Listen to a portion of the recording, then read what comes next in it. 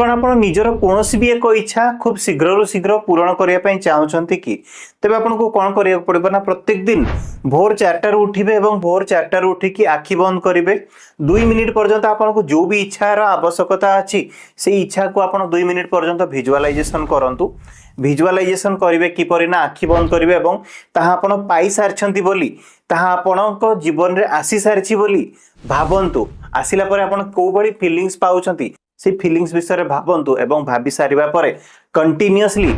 I am sorry please forgive me thank you I love you I am sorry please forgive me